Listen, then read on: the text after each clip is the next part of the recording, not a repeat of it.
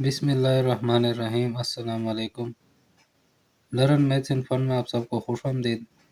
कैसे हैं आप लोग? उम्मीद करता हूँ आप सब खैरियत से होंगे। आज इस वीडियो में क्लास 8 की मैथ्स के चैप्टर नंबर 5 सेट्स के जिस टॉपिक के ऊपर हम बात करेंगे उस टॉपिक का नाम है डिस्क्राइब सेट्स यूजिंग लैंग्वेजेस या फॉर्म या रिप्रेजेंटेशन ऑफ सेट्स। यानी सेट्स को हम किस किस तरीके से शो कर सकते हैं। इसके साथ साथ हम लोग वेन डायग्राम भी सीखेंगे। मज़ीद ये कि इस वीडियो के डिस्क्रिप्शन में तमाम टॉपिक्स जिनके हम इस वीडियो में कवर किया गया है के टाइम स्टैम्प भी मौजूद हैं, तो आप लोग डिस्क्रिप्शन में जाकर डायरेक्टली वीडियो को जो भी आप लोग टॉपिक देखना चाहें सीखना चाहें तो उस टॉपिक के सामने टाइम पर क्लिक करके वहाँ से देख सकते हैं। इसके अलावा डिस्क्रिप्शन और ऊपर आई बटन में भी पिछली वीडियो का लिंक भी मिल जाएगा, आप ये वीडियो भी जाकर देख सकते हैं। और नीचे डिस्क्रिप्शन में आप लोगों को व्हाट्सएप और टेलीग्राम के लिंक भी मिल जाएंगे, तो आप लोग वो ग्रुप भी ज्वाइन कर सकते हैं। इसके साथ साथ if you want learn maths in fun then click subscribe button and the bell icon. तो बात हो रही थी describe set using language is form of representation of set. यानी हम लोग सेट्स को किस तरह डिस्क्राइब कर सकते हैं, कौन कौन सी उसकी फॉर्म्स हैं, कौन कौन सी लैंग्वेजेस हैं जिसके ज़रिए हम लोग उसको सेट को शो कर सकते हैं। तो उसमें हमारे पास सबसे पहले पे आता है डिस्क्रिप्टिव फॉर्म या स्टेटमेंट फॉर्म भी हम इसको कह सकते हैं। तो इसकी हम लोग देख लेते हैं definition. A simple statement which indicate all the element in the set. यानी हम लोग ये कह सकते हैं कि एक सिंपल स्टेटमेंट जिसने क्या किया हो, ऑल द एलिमेंट को क्या किया हो, इंडिकेट किया हो सेट में, यानी उसको शो किया हो एक स्टेटमेंट के ज़रिए हम लोग शो करना है तमाम एलिमेंट्स को, तो उसको हम लोग डिस्क्रिप्टिव फॉर्म कहते हैं या स्टेटमेंट फॉर्म कहते हैं। इन descriptive form the set is described by statement and is not placed with in करली ब्रैकेट्स। यानी क्या मतलब कि हम डिस्क्रिप्टिव फॉर्म में क्या करते हैं, डिस्क्राइब करते हैं बाय स्टेटमेंट, यानी किसी सेट को हम लोग स्टेटमेंट के ज़रिए, किसी बात के ज़रिए, किसी जुमले के ज़रिए, किसी सेंटेंस के ज़रिए उसको हम लोग शो करते हैं।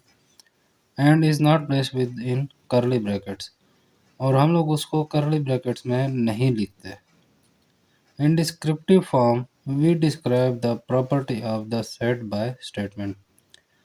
डिस्क्रिप्टिव फॉर्म में हम क्या करते हैं कि किसी सेट की जो प्रॉपर्टी होती है, उसकी करेक्टरिस्टिक जो होती है, खासियत जो होती है, जो उसमें मौजूद होता है, उसको हम लोग क्या करते हैं स्टेटमेंट के ज़रिए हम लोग उसको डिस्क्राइब करते हैं, यानी उसको पेश करते हैं तफसील से। For example A is equal to the set of vowels.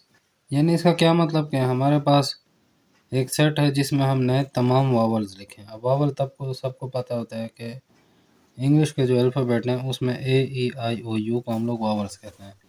तो उसको हम लोगों ने एक स्टेटमेंट के ज़रिए, सिंपल स्टेटमेंट के ज़रिए लोगों को बता दिया।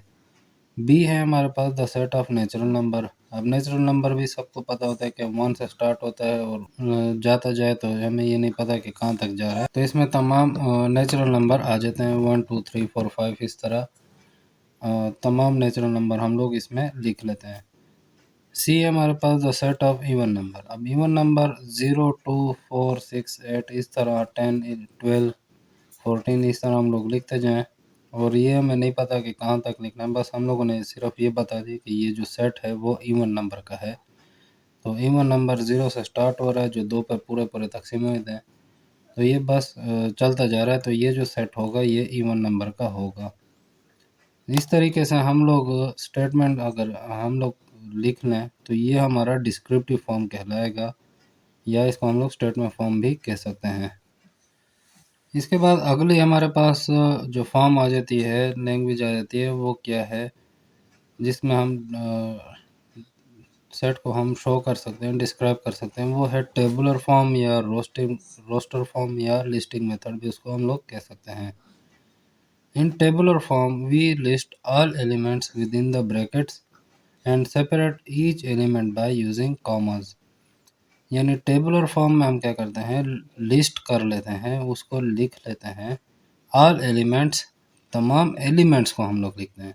डिस्क्रिप्टिव की तरह हम स्टेटमेंट नहीं लिखते, बल्कि जो इसमें हमने स्टेटमेंट में हमने जो चीज़ बताई होती है वो जो एलिमेंट्स होते हैं वो हम लिख लेते हैं ब्रैकेट्स के अंदर। And separate each element by using commas, और हर एलिमेंट को हम लोग कामा के ज़रिए अलग-अलग लिख लेते हैं, अलग-अलग कर लेते हैं।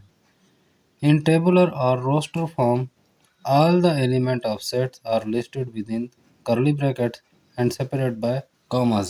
यानी क्या मतलब कि तमाम जो रोस्टर फॉर्म या टेबुलर फॉर्म में जो तमाम एलिमेंट्स होते हैं उसको हम लोग क्या करते हैं, सेट में लिस्ट कर लेते हैं, उसको लिख लेते हैं विद इन करली ब्रैकेट्स, यानी जो करली ब्रैकेट्स होती हैं उसके बीच में हम लोग लिखते हैं। एंड सेपरेटेड बाय कॉमास, और हर एलिमेंट को हम लोग कामा के ज़रिए अलग-अलग कर लेते हैं। For example A is equal to A E I O U, जिस तरह हम लोगों ने यहाँ पे स्टेटमेंट में बताया था द सेट ऑफ वावल, उसको हम लोगों ने इस तरीके से लिख लिया ए ई आई ओ यू। यानी हम स्टेटमेंट के बजाय वो जो स्टेटमेंट में हम लोगों ने जिस बारे में बात की थी, जिस एलिमेंट के बारे में बात की थी, वो एलिमेंट्स हमने ए ई आई ओ यू की शक्ल में लिख ली और उनको ब्रैकेट्स के अंदर बंद करके कामा के ज़रिए अलग-अलग कर लिया। यानी इस कामा के ज़रिए हमें ये पता चलता है कि ये अलग-अलग एलिमेंट है, अगर कामा हटा दें तो ये एक ही एलिमेंट शुमार होगा। b इज़ इक्वल टू 1 2 3 4 5, जिस तरह हमने ऊपर डिस्क्रिप्टिव फॉर्म में नेचुरल नंबर के बारे में बात की थी, अब यहाँ हमने बात की थी नेचुरल नंबर हैं। अब ये नहीं पता कि कहाँ तक हैं, बस हैं। इस तरीके से हमने 1 2 3 4 5 लिख कर डॉट डॉट डॉट डाल दी, यानी उसका हमने एंड नहीं लिखा कि कहाँ तक ये जा रहे हैं। तो ये हमें पता चल गया कि 1 से स्टार्ट है तो ये हमारा नेचुरल नंबर है। तो ये हमने करली ब्रैकेट में बंद करके कामा के ज़रिए उसको अलग कर लिया। इस तरीके से सी हमारे पास 0 2 4 6 8। अब ये हम लोगों ने इवन नंबर का हम लोगों ने लिख लिया है, तो इसको हमने करली ब्रैकेट्स के अंदर लिख लिया है, और साथ में हम लोगों ने इसको कामा के ज़रिए अलग करके जो इसको हम लोगों ने नाम दिया है, शो किया है, वो कैपिटल लेटर से हमने शो कर लिया है। जो अल्फ़ाबेट्स होंगे, एलिमेंट्स होंगे, वो स्मॉल अल्फ़ाबेट में हम लोग लिखेंगे, और जो नाम होते हैं जिससे वो सेट शो किया जाता है वो कैपिटल लेटर में या बिग अल्फ़ाबेट में हम लोग उसको लिखते हैं। इसके बाद जो अगला हमारे पास टॉपिक आता है सेट नोटेशन। अब सेट बिल्डर फॉर्म या सेट बिल्डर नोटेशन पे जाने से पहले हम लोग तो ये सेट नोटेशन देख लेते हैं कि सेट नोटेशन क्या होता है। उसके बाद हम लोग सेट बिल्डर फॉर्म या जो सेट को डिस्क्राइब करने की जो थर्ड फॉर्म है उसको हम लोग डिटेल से सीखेंगे। पहले हम लोग सेट नोटेशन देख लेते हैं कि वो क्या होता है। Set notation is used to define the element and properties of set using symbols. यानी सेट नोटेशन क्या होता है, यूज्ड होती है, किसके लिए इस्तेमाल होती है, to define the element and property of set. यानी हम लोग एलिमेंट को डिफाइन करने के लिए या सेट की जो प्रॉपर्टीज़ होती हैं, वो जो उसकी कंडीशन होती है, उसको शो करने के लिए हम लोग क्या करते हैं, सिंबल्स को इस्तेमाल करते हैं। एलिमेंट या जो उसकी डिस्क्रिप्टिव जो फॉर्म होती है या उसकी जो कंडीशन होती है, उसकी जगह हम लोग सिंबल्स का यूज़ करते हैं। Symbol save your space when writing and describing set. जो सिंबल्स होते हैं इसके ज़रिए हमारा टाइम बचता है और जगह भी हम लोगों के बचती है, मतलब कम टाइम में और डिटेल से हम लोग उसको वाज़ेह लिख सकते हैं। And describe writing and describing set, यानी उसको हम लोग डिस्क्राइब कर सकते हैं और लिख सकते हैं। Set notation is a system of symbol use to. जो सेट नोटेशन का जो सिस्टम है, जो उसके हम लोग सिंबल यूज़ करते हैं, वो किस किस के काम के लिए हम लोग यूज़ कर सकते हैं। Define element of a set. जो एलिमेंट्स होते हैं उसको डिफाइन करने के लिए हम लोग ये सिंबल्स का यूज़ करते हैं। Illustrate relationship among sets. यानी जो सेट्स के बीच में रिलेशनशिप होता है वो हम लोग शो करते हैं। Illustrate operation among sets. जो उनके बीच में ऑपरेशंस होते हैं, यानी यूनियन, इंटरसेक्शन वगैरह, जमा, माइनस वगैरह, वो हम लोग से इसके ज़रिए शो कर सकते हैं, सिंबल्स के ज़रिए। Set notation refer to the different symbol used in the process of working within and across this sets. यानी सेट नोटेशन रेफर करता है किसको? To the different symbol used in process of working within and across this sets.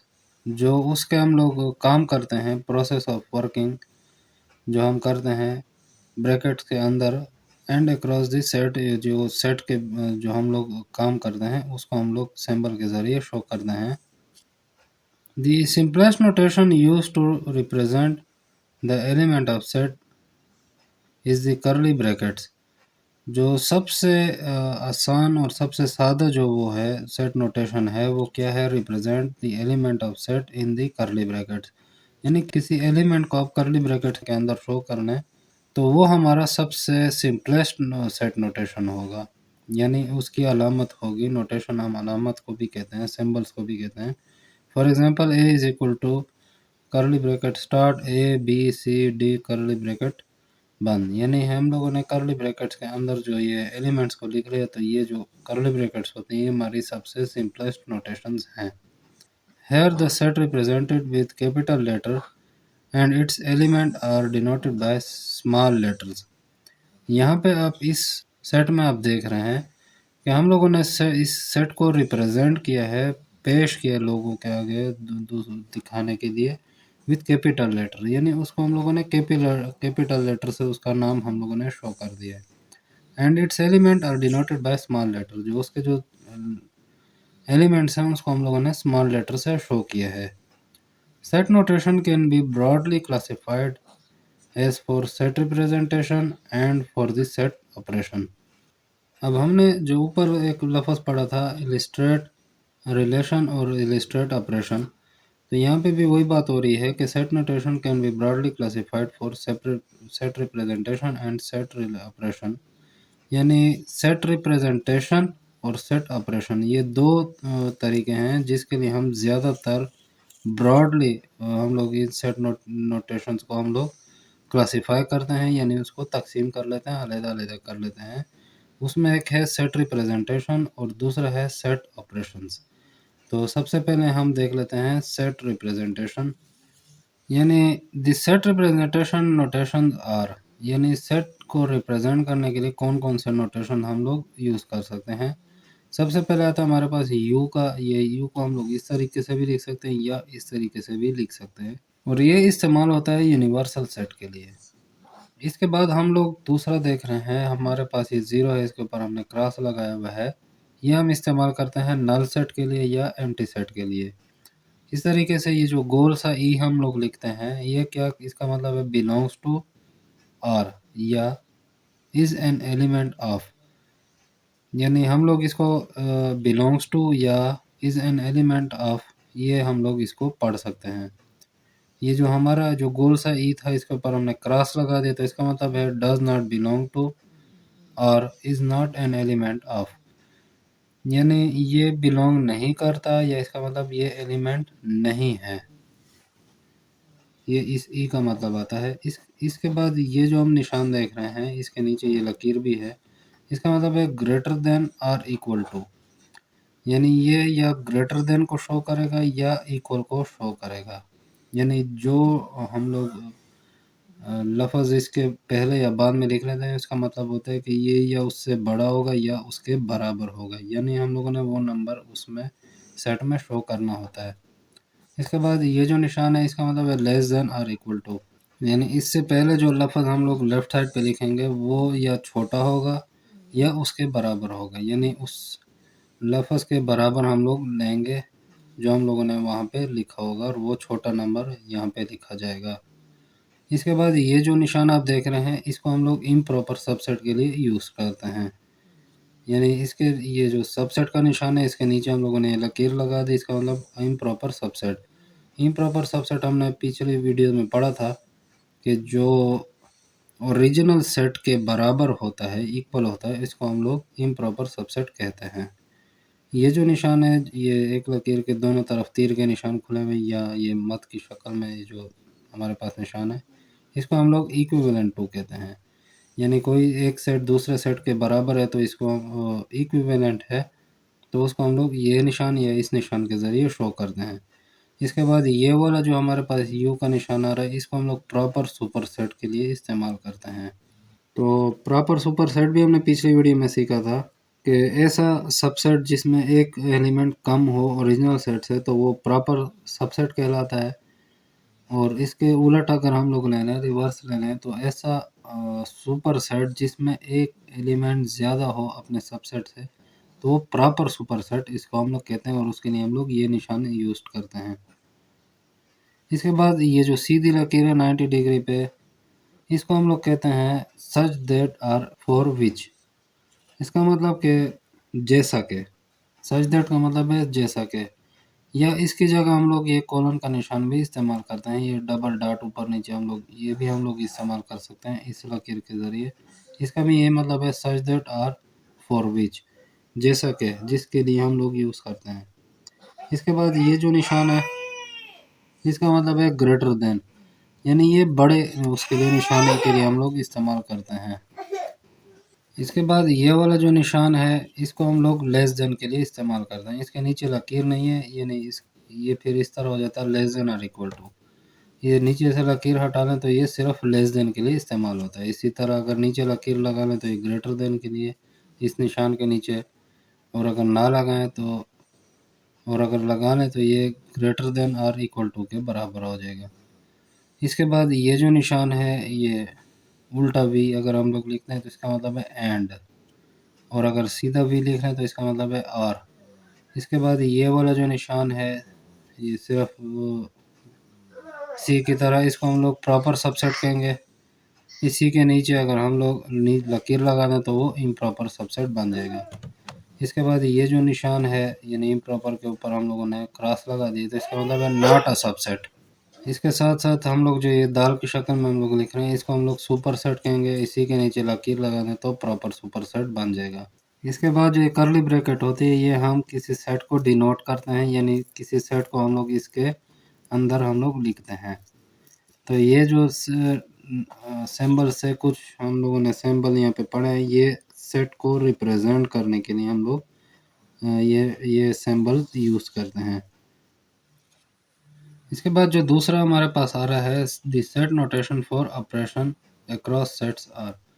जो दूसरा हमारे लिए set notation के group आ रहा है, वो क्या है, ऑपरेशन जिन हम लोग वो इस्तेमाल करते हैं, यानी जमा माइनस ज़रब तक़सीम वगैरह के लिए। तो उस ऑपरेशंस को के लिए जो सेट नोटेशन यूज़ होते हैं, उसमें एक ये वाला यू हम लिखते हैं यूनियन के लिए। इसी को उल्टा कर दें तो वो इंटरसेक्शन के लिए बन जाता है। माइनस हम लोग कर लें या बैक स्लैश अगर हम लोग इस तरह वो टेढ़ी लकीर लगा लें तो वो डिफरेंस के लिए इस्तेमाल होता है। इसके बाद ए बार या ए के ऊपर हम लोग ये एपोस्ट्रोफी का लफ्ज़ हम इसके लिए इस्तेमाल करते हैं, या इसको हम लोग ए कॉम्प्लीमेंट कहते हैं, या ए के ऊपर हम लोग सी लिख लें। तो ए बार या ए एपोस्ट्रोफी या ए सी, ये जो हम लोग इस्तेमाल करते हैं, ये कॉम्प्लीमेंट ऑफ सेट के लिए इस्तेमाल करते हैं। कॉम्प्लीमेंट क्या होता है कि यू में से उस सेट को माइनस करना है, तो जो इनसे जो एलिमेंट्स बच जाते हैं उसको हम लोग कॉम्प्लीमेंट के लिए कॉम्प्लीमेंट ऑफ सेट कहते हैं। इसके बाद है set builder form of notation. ये जो हमारी थर्ड फॉर्म आती है डिस्क्रिप्टिव टेबुलर के बाद, जो थर्ड फॉर्म आती है वो है सेट बिल्डर फॉर्म या सेट बिल्डर नोटेशन भी इसको हम लोग कह सकते हैं। अब ये हम डिटेल से सीख लेते हैं कि ये होता क्या, इसको हम लोग किस तरीके से यूज़ कर सकते हैं। तो इसमें हमारे पास आ रहा है, it is another form to represent a set in set builder form. यानी सेट को रिप्रेजेंट करने की एक और जो फॉर्म है, एक और जो तरीका है, वो क्या है, सेट बिल्डर फॉर्म है।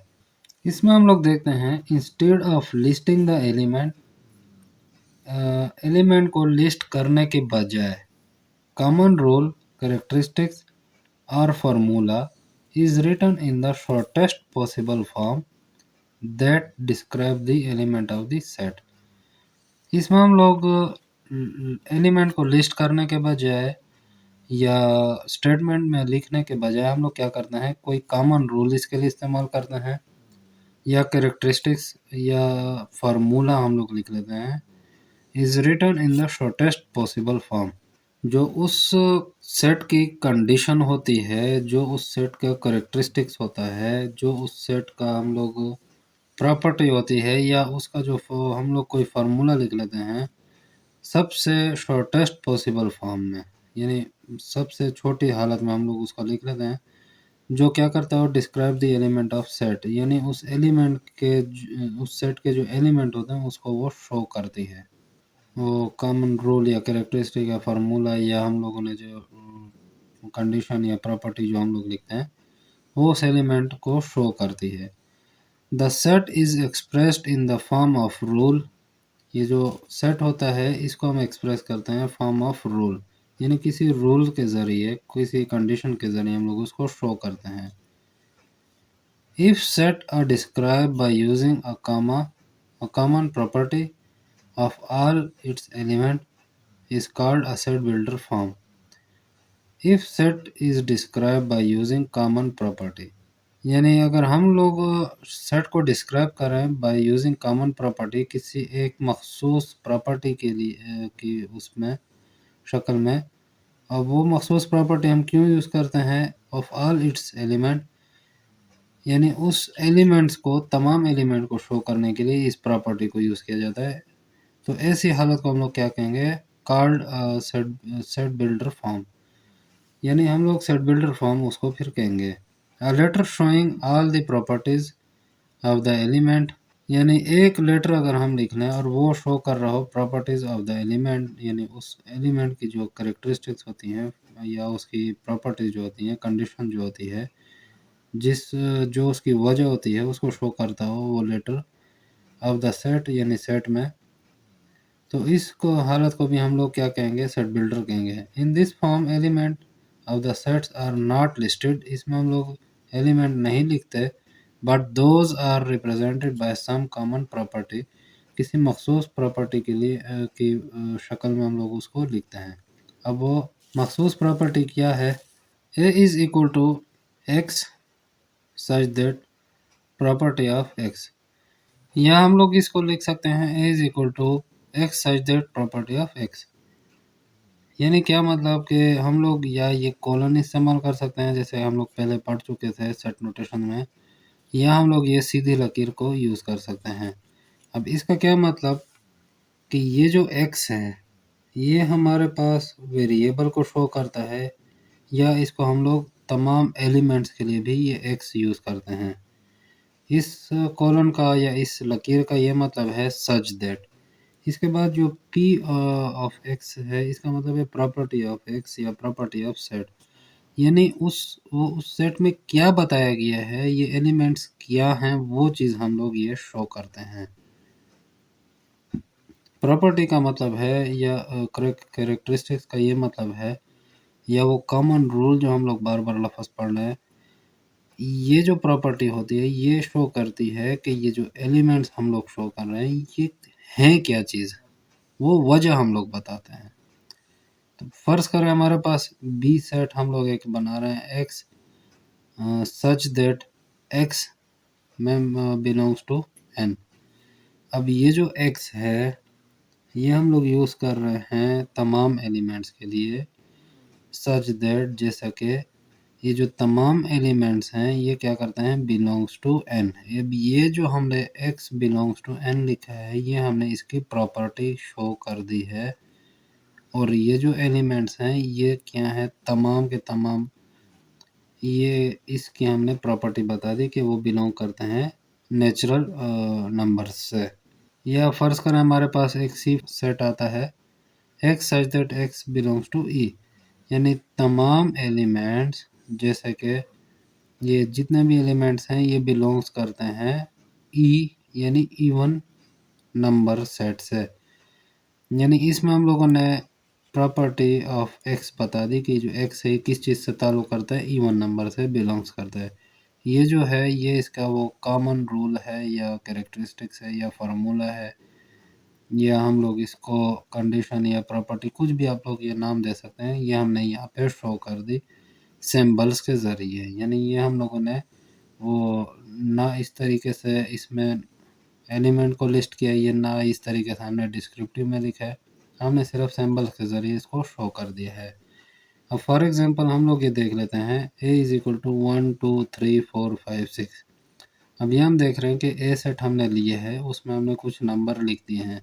अब वो नंबर क्या है वो हम डिस्क्रिप्टिव में अगर हम लिखें, ये हमने टेबुलर फॉर्म में लिख लिया। अगर हम डिस्क्रिप्टिव में बयान करें तो ए is the set of natural number less than 7। यानी हम लोगों ने एक ये सेट लिया है, ये हमने लिया है 7 से कम, लेस देन 7, और किस चीज़ का है, नेचुरल नंबर्स का। अब ये हम देख रहे हैं कि 1 से स्टार्ट है, 2 3 4 5 6, यानी सही वो हम लोगों ने लिखा है, नेचुरल नंबर लिखे हैं, 0 से नहीं स्टार्ट, होल नंबर नहीं है, कोई और इस तरह नंबर नहीं है, नेचुरल नंबर का ही हमने सेट लिखा है। लेकिन क्या लिखा है, लेस देन 7। 7 से हम लोगों ने कम के नेचुरल नंबर लिए, यानी 6 तक के हम लोगों ने नंबर ले लिए हैं। अब इसको हम लोग अगर शो करेंगे तो किस तरीके से शो करेंगे कि a is equal to X, ये x आप लोग इस तरह लिख लिया करें, सच दैट ये जो x है यानी तमाम एलिमेंट, ऑल एलिमेंट, ये जो a है तमाम मेंबर्स को रिप्रेजेंट कर रहा है ये। इसके बाद सच दैट, जैसे कि x बिलोंग्स टू n, ये all element belong to natural number, इस तरीके से भी हम लोग इसको पढ़ सकते हैं। यानी जो तमाम एलिमेंट हमने बात की थी ये क्या है, बिलोंग्स टू या एलिमेंट्स ऑफ नेचुरल नंबर, यानी नेचुरल नंबर को ये शो कर रहे हैं। इसके बाद ये जो उल्टा भी लिखा है इसका मतलब है एंड। अब ये जो एक्स है इसको हम लोग देख रहे हैं कि इसकी लेफ्ट साइड पर इसका हम लोग पढ़ें इस तरीके से, एक्स की साइड से हम पढ़ें तो एक्स ग्रेटर देन और इक्वल टू 1, यानी एक्स जो है वो या तो बड़ा होगा या बराबर होगा 1 के। यानी हम लोग यहाँ पे देख रहे हैं, हमने 1 लिखा है इसलिए हम लोगों ने यहाँ पे 1 लिखा है, क्योंकि हम लोगों ने पढ़ा कि x बराबर भी है 1 के और x उससे बड़ा भी है। यानी ये 2 3 4 5 ये सारे नंबर शो कर रहा है। साथ में हमने यहाँ पे एक प्रॉपर्टी पढ़ी थी लेस देन 7, तो हमने लिखा हुआ है x लेस देन 7, यानी x greater than equal to 1 और x लेस देन 7। तो ये हमने उसकी नेचुरल नंबर बता दिए कि वो स्टार्ट है फ्रॉम 1 से, विच इज़ ग्रेटर देन और equal to 1 and less than 7। यानी x जो है वो ग्रेटर देन इक्वल टू 1 है और लेस देन 7 हमने ये लिख दिया है।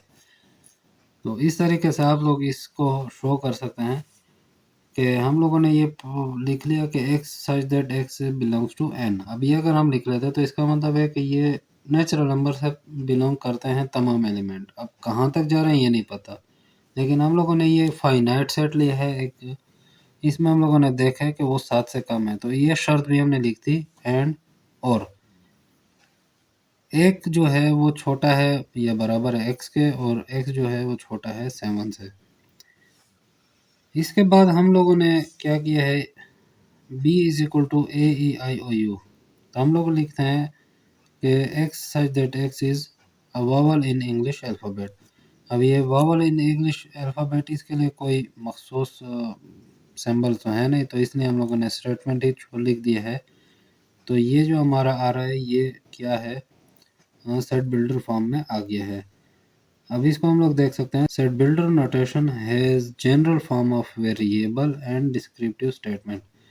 तो वो वेरिएबल्स यानी एक्स सच दैट एक्स, अब ये कभी हम लोग इसको नेचुरल नंबर भी लिख सकते हैं, कभी इसको हम इवन लिख सकते हैं, कभी इसको हम लोग कुछ भी अल्फ़ाबेट्स लिख सकते हैं, यानी 1 2 3 जमा माइनस ज़रब तक़सीम या कुछ भी हम इसको नाम दे सकते हैं। तो ये वेरिएबल्स हैं हमारे, और ये जो है ये हमारे डिस्क्रिप्टिव या स्टेटमेंट हम लोग इसको लिख सकते हैं, या इसके जगह हम लोग उस सेट की प्रॉपर्टी लिख देते हैं, कैरेक्टरिस्टिक्स लिख देते हैं, जिस तरह हम लोगों ने x बिलोंग टू n लिख दिया था।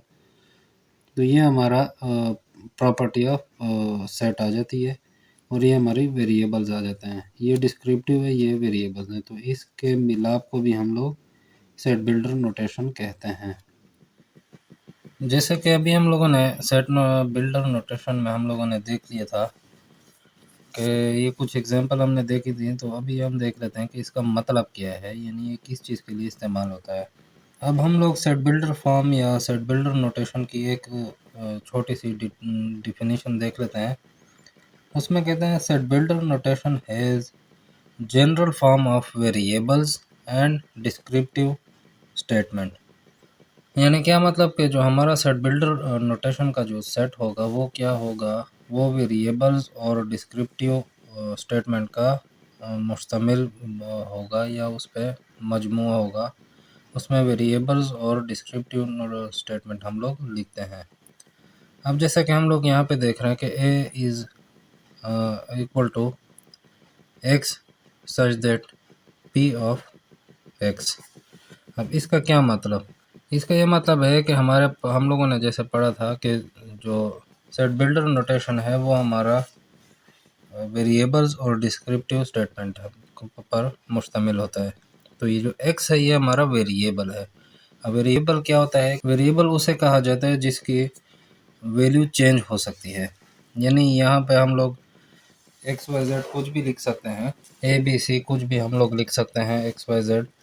तो इसमें हम लोगों का क्या है कि वेरिएबल की जो वैल्यू होगी वो चेंज होगी। यानी एक्स की वैल्यू कभी हम लोग इवन नंबर का सेट लिखेंगे, कभी हम लोग उसको इंग्लिश अल्फ़ाबेट का सेट लिख लेते हैं, कभी उसको हम लोग नेचुरल नंबर का सेट लिख लेंगे, कभी उसको हम लोग ओड नंबर का, कभी हम लोग उसको यूनियन करेंगे, कभी इंटरसेक्शन करेंगे, कभी उनसे हमें जो एलिमेंट्स मिलते हैं, यानी उस सेट की जो एलिमेंट्स होंगे वो चेंज होते रहते हैं।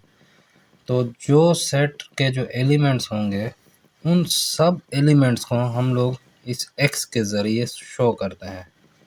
यानी ये जो एक्स है ये हमारा क्या है, ये हमारा शो करता है वेरिएबल को या ऑल एलिमेंट्स। यानी क्या मतलब कि ये जो एक्स है ये हमारा वेरिएबल को शो करता है, और वेरिएबल हमारे पास क्या होते हैं, ऑल एलिमेंट्स। यानी जो भी सेट हमें दिया गया है उसमें जितने भी एलिमेंट्स हैं उस तमाम एलिमेंट्स को हम लोग सिर्फ इस एक एक्स के ज़रिए हम शो करते हैं, या वाई हम शो कर लेंगे, या जेड। यानी ए बी सी इस तरह एक्स वाई जेड, इस एक्स की जगह हम कुछ भी ले सकते हैं।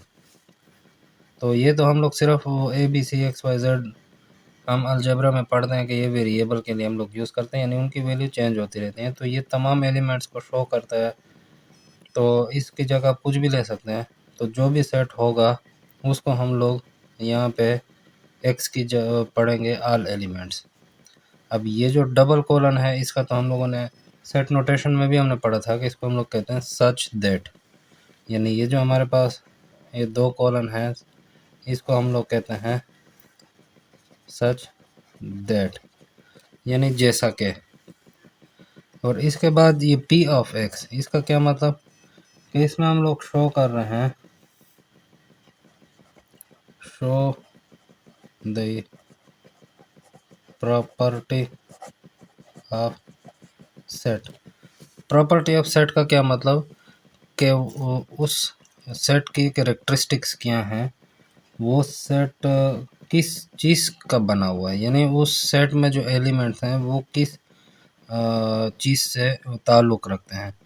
तो वो जो ताल्लुक़ हम बयान करते हैं, वो जो कैरेक्टरिस्टिक्स हम लोग बयान करते हैं, वो जो हम फार्मूला या कॉमन रूल जो हम लोग वो शो करते हैं सेट बिल्डर नोटेशन में, तो वो हमारा क्या होगा, जो वो उसकी प्रॉपर्टी कहलाएगी। तो ये तीन चीज़ें आप लोग देख लें, इससे ही हमारा सेट बिल्डर नोटेशन बनता है। यानी x such that property of x या पी ऑफ एक्स। इसका क्या मतलब कि एक्स जो है हमारा तमाम एलिमेंट्स को शो करता है, जैसे कि एक्स जो है वो बिलोंग्स करता है किसी भी, मतलब हम लोग सेट का बता सकते हैं, उसकी प्रॉपर्टी बता सकते हैं।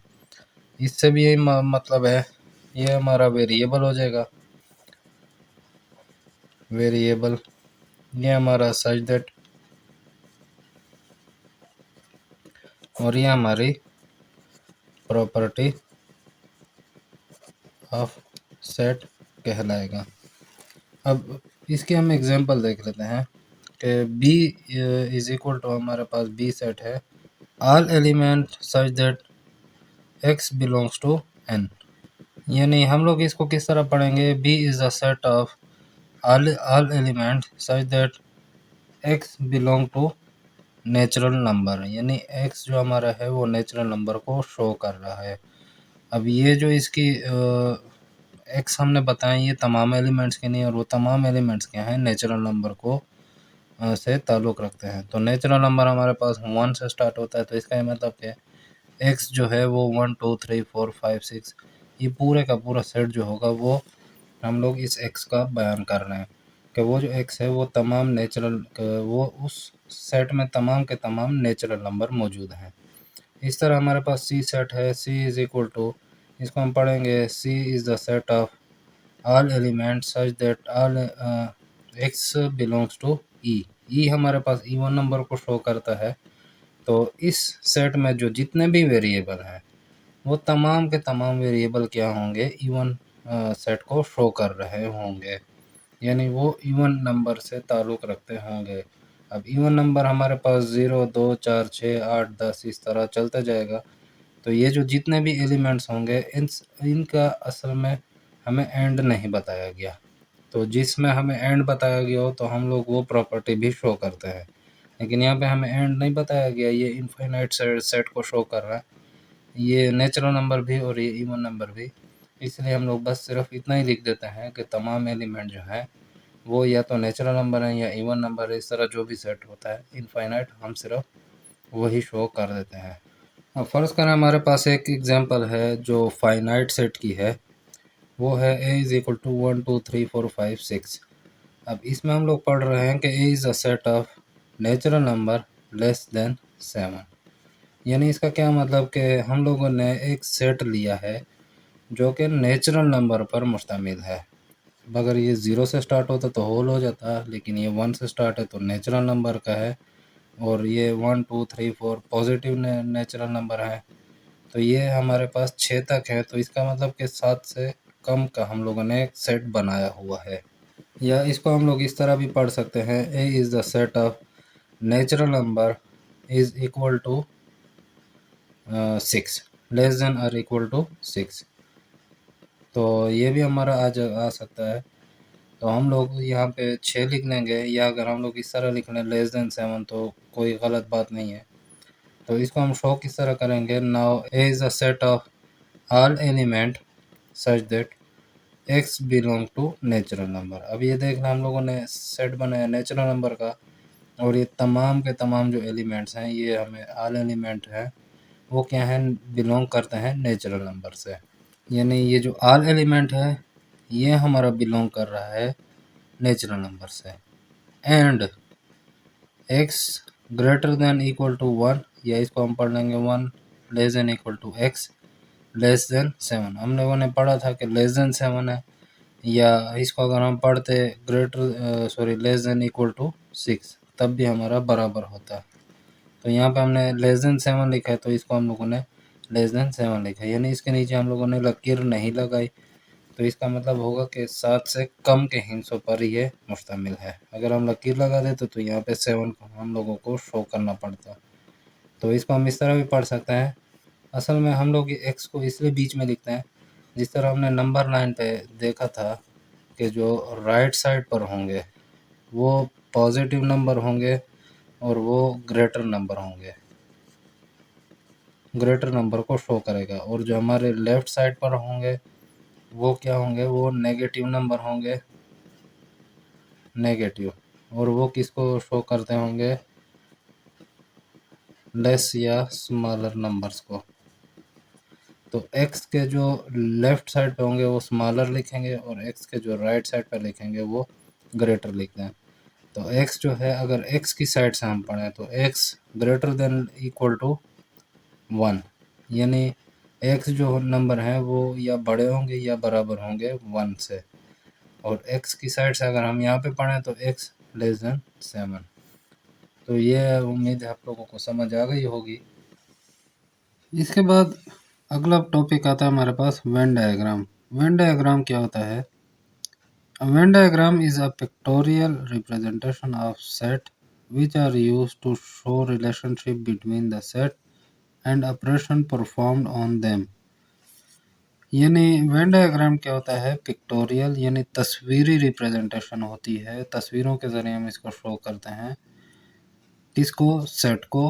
विच are use to show relationship between the set, यानी जो सेट्स होते हैं उनके बीच में क्या रिलेशन है वो शो करता है, और इसके साथ साथ ऑपरेशन परफॉर्म्ड ऑन देम, और उन पे क्या क्या ऑपरेशन हो रहे हैं, यूनियन हो रहा है, इंटरसेक्शन हो रहा है, या उसमें जमो माइनस हो रहा है, तो कौन कौन से ऑपरेशन हो रहे हैं वो भी इसको शो करता है।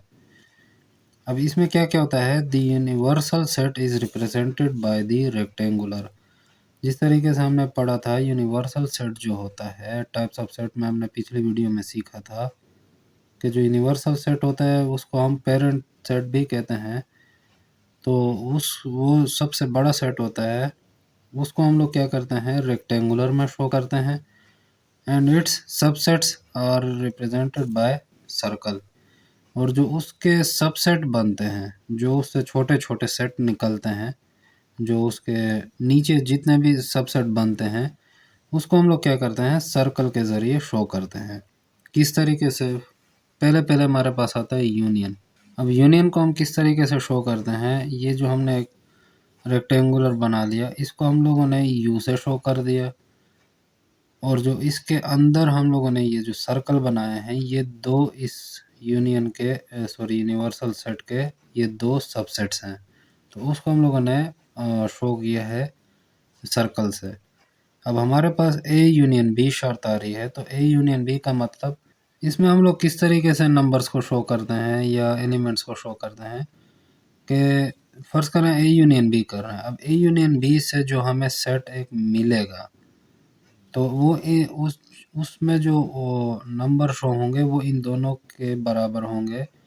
तो जो नंबर हमें जवाब में मिलता है, उसका जो जमा माइनस ज़रब तकसीम या यूनियन इंटरसेक्शन कॉम्प्लीमेंट डिफरेंस वगैरह करने के बाद जो हमें कोई आंसर मिलता है, और वो जो उस आंसर वाले सेट में जो एलिमेंट्स होते हैं उस हिस्से को हम लोग शेड कर देते हैं।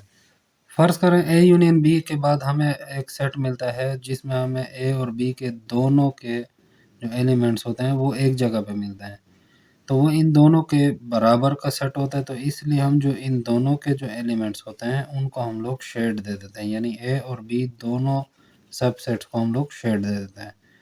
For example, A is equal to 1 2 3, B is equal to 3 4 5। अब यहाँ पे हम लोग दो चीज़ें देख रहे हैं। एक तो ये कि इसमें जो 3 है वो इन दोनों सेट्स में मौजूद है।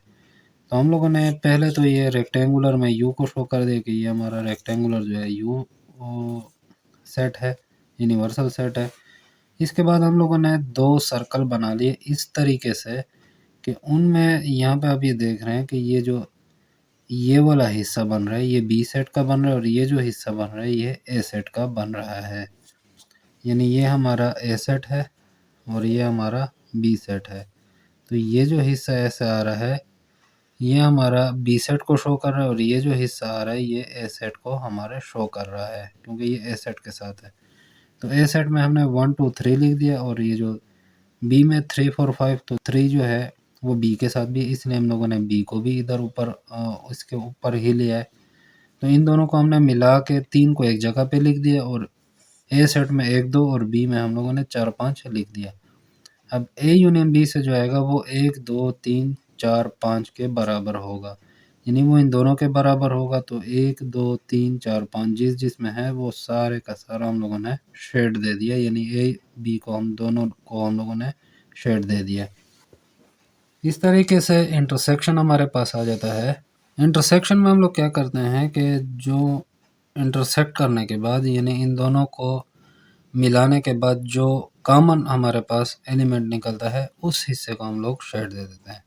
किस तरीके से? ए है हमारे पास 1 2 3, बी है हमारे पास 3 4 5। तो इसमें हम देख रहे हैं कि सिर्फ इंटरसेक्ट करने के बाद 3 जो है वो दोनों तरफ मुश्तरका पे है।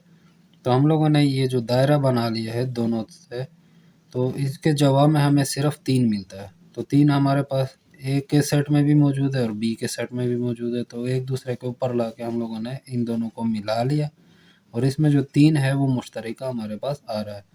तो जवाब में 3 आएगा तो हम लोगों सिर्फ ये जो 3 वाला हिस्सा है, जो मुश्तरका हिस्सा है, इसको हम लोगों ने शेड दे दिया। इसके बाद हमारे पास आता है कॉम्प्लीमेंट। अब कॉम्प्लीमेंट क्या होता है, ए सी से हम लोग शो कर सकते हैं, ए अपोस्ट्रोफी से या ए बार से हम लोग शो करते हैं। अब ये कॉम्प्लीमेंट हमें मिलता कहाँ से है, ये यूनिवर्सल में से हम लोग ए सेट को माइनस कर देंगे, उससे जो सेट उसके अलावा जो एलिमेंट्स बच जाएंगे, यानी ए के एलिमेंट्स कटने के बाद यूनिवर्सल सेट में जो बाकी एलिमेंट बच जाएंगे वो हमारे ए कॉम्प्लीमेंट कहलाएंगे। यानी A complement is equal to, ये देख लें एस का जो सबसेट है ये इसके हम लोगों ने हिंद से निकाल दिए, क्योंकि वो माइनस हो गए थे इसलिए इसके हिंद से हमारे पास शामिल नहीं है, तो इसको हम लोगों ने शेड नहीं दिया और जवाब में हमारे पास बाकी जो यूनिवर्सल सेट बचता है उसको हम लोगों ने उस शेड दे दिया। किस तरीके से, फ़र्ज़ करें हमारे पास यूनिवर्सल सेट था 1 2 3 4 5 6 7 8 9 10 और ए सेट है हमारे पास 1 3 5 7। यानी क्या मतलब कि हमारे पास जो यूनिवर्सल सेट है उसमें 1 से 10 तक हैं और ए सेट में हमारे पास 1 3 5 7। जब इन दोनों को हम माइनस करेंगे तो इसमें से 1 3 5 7 ये कट जाएंगे, बाकी रह जाएगा 2 4 6 8 9 10। तो हम लोग क्या करते हैं कि जो यू का सबसेट बन रहा है ए, उसमें हम लोगों ने 1 3 5 7 लिख दिए और जो बाकी हम लोगों ने इसमें लिखने थे तो वो यूनिवर्सल सेट और ए सेट के कॉमन थे, तो वो ए सेट में ही तकरीबन आ गए 1 3 5 7। जो बाकी बच गए 2 4 6 8 9 10, तो वो एक कॉम्प्लीमेंट बन गए, तो वो हम लोगों ने यूनिवर्सल सेट में ही एक कॉम्प्लीमेंट शो करके हम लोगों ने लिख दिए हैं। इसके बाद डिफरेंस आता है हमारे पास।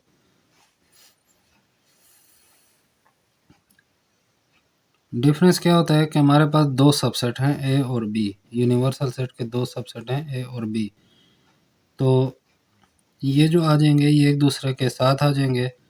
तो यूनिवर्सल सेट में हम लोगों ने ए और बी ले लिए और ए बी को आपस में माइनस कर दिया, तो बी के जो एलिमेंट्स है वो कट जाएंगे, सिर्फ ए के रह जाएंगे, तो इसलिए हम लोग सिर्फ ए हिस्से को शेड दे देते हैं। किस तरीके से, फर्ज करें ये जो रेक्टेंगुलर है यू यूनिवर्सल सेट है और हमारे पास ए सेट है 1 2 3 4 5 और बी सेट है 3 4। तो इसको हम लोगों ने लिख लिया, तो 3 4 जो था वो बी में भी आ रहे थे तो हमने वो भी लिख लिए। तो हमारे पास क्या रह जाएगा, 3 और 4 कट जाएंगे, 1 2 5 रह जाएंगे, तो हम लोग यहाँ पे 1 2 और 5 को यहाँ पे लिख लेंगे, यानी 1 2 और 5 हम लोग लिख लेंगे। ए के जो हमारे पास बाकी रह जाएंगे, बी वाले हमारे पास कट जाएंगे, इसलिए हम लोग इसको शेड नहीं देते, क्योंकि आंसर में हमारे पास सिर्फ ए के बाकी हिस्से आएंगे, इसलिए हम सिर्फ उसको शेड दे देते हैं। इसके बाद हमारे पास आता है प्रॉपर सबसेट। अब प्रॉपर सेट से सबसेट हमारे पास आ रहा है ए प्रॉपर सबसेट ऑफ बी। तो यूनिवर्सल सेट में हम लोग क्या करते हैं, दो सबसेट्स ले लेते हैं ए और बी। अब ए जो है बी का सबसेट है, इसलिए हम लोगों ने ए छोटा लिया है और बी बड़ा लिया है, यानी बी का भी सबसेट है ए। बी जो है यूनिवर्सल का सबसेट है और ए जो है बी का सबसेट है, इसलिए यूनिवर्सल के अंदर बी लिख दिया और बी के अंदर हम लोगों ने ए लिख दिया। अब इन दोनों में जमा माइनस होने के बाद या ज़रब तकसीम, इस पे कोई भी ऑपरेशन नहीं हो रहा जिसके बाद हमें कोई आंसर मिले, तो हमें ए और बी दोनों सेट मिल जाते हैं, इसलिए हम लोग दोनों लिख के उसको शेड नहीं देते, क्योंकि इसका कोई आंसर हमारे पास आना नहीं होता, तो इसलिए हम लोग कोई भी हिस्सा शेड नहीं करते, इसलिए इस प्रॉपर सबसेट को हम ऐसे ही छोड़ देते हैं। फॉर एग्जांपल ए जो है 1 5 और बी है हमारे पास 1 5 6। अब 1 और 5 और 1 5 6, अब ये हमें पता चल रहा है कि बी बड़ा सेट है और ए छोटा सेट है, यानी इस पे ना जमा हो रहा है, ना माइनस हो रहा है, ना ज़रब तकसीम, कुछ भी नहीं हो रहा, ना यूनियन इंटरसेक्शन हो रहा है, ना कॉम्प्लीमेंट हो रहा है। तो ये ऐसे ही शो करना होता है, तो इसलिए हम लोग इसको ऐसे ही शो कर देते हैं कि ए के 1 5 लिख देते हैं और बी के हम लोग सिर्फ 6 लिख देंगे, क्योंकि 1 और 5 जो हैं वो ए के साथ भी मुश्तरक हैं, यानी बी के अंदर ही वो 1 5 भी हैं और ए के अंदर भी 1 5 ही हैं। तो 1 5 को हम लोग ए के साथ शो कर रहे हैं और बी के साथ हम सिर्फ 6 के, क्योंकि वो बी के हिस्से में है, ए में नहीं है। तो और कोई इस पे जमा माइनस कोई भी ऑपरेशन हो नहीं रहा, तो ऐसे ही हमारे पास रह जाते हैं, सिर्फ रिलेशन शो कर रहे हैं कि ये सबसेट है आपस में। तो इसलिए हम लोग इसको बगैर शेड दिए ऐसे ही छोड़ देते हैं। तो ये सिर्फ हमें ये पता चलता है कि यूनिवर्सल का सबसेट है बी और बी का सबसेट है ए। तो ये सिर्फ हम रिलेशन शो कर रहे हैं। इसके बाद आता है डिसजॉइंट सेट। डिसजॉइंट सेट का ये मतलब कि एक intersection B is equal to empty set या नल सेट। इसका क्या मतलब कि ए और बी का कोई भी आपस में रिश्ता ताल्लुक कुछ भी नहीं है। ये दोनों अलग अलग हैं क्योंकि इनसे कोई भी चीज़ मुश्तरका नहीं निकल रही, इसलिए इसको हम लोग सिर्फ यू के अंदर अलग अलग शो कर लेते हैं, यानी एक अलग सबसेट बना लेते हैं और बी का अलग सबसेट बना लेते हैं। तो इसका कोई रिलेशन नहीं है, इसलिए एक दूसरे पे ओवरलैप भी नहीं हो रहे, एक दूसरे के साथ टच भी नहीं हो रहे, इसलिए हम लोग इसको डिसजॉइंट सेट कहते हैं। और इसको शेड भी नहीं देते क्योंकि इनमें कोई चीज़ मुश्तरका है नहीं, जो हमारे पास जवाब आ जाती तो वो उस जवाब को हम शेड देते, तो जवाब भी इसका आता ही नहीं है, तो इसलिए हम लोग इसमें शेड भी नहीं देते। तो इसमें क्या मतलब कि इसकी एक एग्जांपल देख लेते हैं। ए इज इक्वल टू 2 4 6 8 और बी इज इक्वल टू 1 3 5 7 9। तो इसका क्या मतलब कि ए इंटरसेक्शन बी, यानी इन दोनों में कोई कॉमन निकाल लो, तो कॉमन इससे कुछ भी नहीं निकल रहा, वो नल सेट के बराबर है। तो ए हमने लिख लिया 2 4 6 8 और बी हमने लिख लिया 1 3 5 7 9। तो इन दोनों में कोई भी कॉमन चीज़ नहीं है जिसको हम शेड दे देते हैं, तो ये अलहदा हो जाएगा, ये अलहदा हो जाएगा और इसको हम लोग ऐसे ही छोड़ देंगे। इसके बाद है ओवरलैपिंग सेट। ओवरलैपिंग सेट हम किस तरीके से शो करते हैं कि A intersection B is not equal to empty set या नल सेट, यानी इंटरसेक्ट करने के बाद वो नल सेट नहीं रहता है, नल सेट के बराबर नहीं रहता है, एम्प्टी सेट के बराबर नहीं होता। तो यानी कोई ना कोई खामखा उसमें से मुश्तरका चीज़ निकलेगी, इसलिए हम दोनों जो ए और बी हैं उसको हम लोग मिला के लिख लेते हैं, एक दूसरे के ऊपर लिख लेते हैं। तो जो इनमें से कॉमन चीज़ निकलेगी उसको हम लोग शेड दे देंगे। तो हम लोग क्या करते हैं, ए सेट है हमारे पास ए ई आई ओ यू और बी सेट है हमारे पास ई ओ टी यू वी। तो हमारे पास ये दो सेट हैं, तो इसमें हम देख रहे हैं कि ए जो है हमारे पास ए आई और ई ओ you, A E I O you, ये हमारे पास ए सेट है और बी सेट है हमारे पास ई ओ यू टी वी। तो इसमें हम लोगों ने क्या देख लिया है कि जो ई ओ यू ये ए में भी हैं और बी में भी हैं, तो इसको हम लोगों ने मुश्तरका पे लिख के, ये जो जगह हमारे पास एक दूसरे के ऊपर आई हुई है, ओवरलैप हुई भी है, इसमें हम लोगों ने एक कॉमन लेके ये जो इन दोनों का कॉमन निकलना है उसको हम लोगों ने सिर्फ शेड दे देना है। इस तरह के इसके बाद हमारे पास आता है सिमेट्रिक डिफरेंस। सिमेट्रिक डिफरेंस जो है वो इस तरीके से शो होता है कि ए और ये दायरे के अंदर हम लोग प्लस का निशान लगा के बी, यानी इसमें क्या मतलब कि ए और बी के जो मुश्तरका एलिमेंट्स हैं, जिस तरीके से हमने यहाँ पे मुश्तरका एलिमेंट्स को शेड दिया था, यहाँ पे हम लोग मुश्तरका जो इन दोनों में होंगे उसको काट के जो बाकी हमारे पास रह जाएगा उसको हम लोग शेड दे देंगे। किस तरीके से, ए प्लस ये इस तरीके से symmetric difference B is equal to, अब इसमें जो मुश्तरका हैं उसको हम लोग शेड नहीं देते और बाकी के जो हमारे पास रह जाएंगे उसको हम लोग शेड दे देंगे। किस तरीके से, ए इज इक्वल टू 1 2 3 4 और बी इज इक्वल टू 3 4 5 6। तो इसमें 3 4 और इसमें 3 4 कॉमन है, तो इसको काट देंगे, इसको काट देंगे, बाकी हमारे पास क्या बचेगा 1 2 और 5 6। तो हम लोग इसको क्या करते हैं कि 1 2 और 3 4 और इस तरीके से 3 4 5 6, तो ये 3 4 इसमें कॉमन है तो वो कट जाएगा, इसको हम बाकी क्या रहेगा 1 2 5 6। तो ए का 1 2 और बी का 5 6 इसको हम लोग शेड दे देते हैं, और जो जो सिमेट्रिक डिफरेंस था 3 4 का वो कट जाएगा, उसमें हम लोगों का कुछ भी नहीं रह जाएगा, इसलिए हम लोग उसको शेड नहीं देते। तो ये थे हमारे आज की कुछ टॉपिक्स थे जिसमें हम लोगों ने डिस्क्रिप्टिव फॉर्म, टेबुलर फॉर्म, उसके बाद सेट नोटेशन फॉर्म और उसके साथ साथ वेन डायग्राम्स में हम लोगों ने ये 7 8 वेन डायग्राम भी सीखे हैं। तो उम्मीद करता हूँ आप लोगों को इन टॉपिक्स की समझ आई होगी। अगर किसी टॉपिक या पॉइंट की आप लोगों को समझ नहीं आई तो आप कमेंट सेक्शन में पूछ सकते हैं। और उम्मीद करता हूँ कि लर्न मैथ्स इन फन की ये वीडियो भी आप लोग भरपूर लाइक और शेयर करेंगे। आप लोगों के प्यार भरे कमेंट्स का शुक्रिया। मिलते हैं अगली शानदार वीडियो में, तब तक के लिए अल्लाह हाफिज़।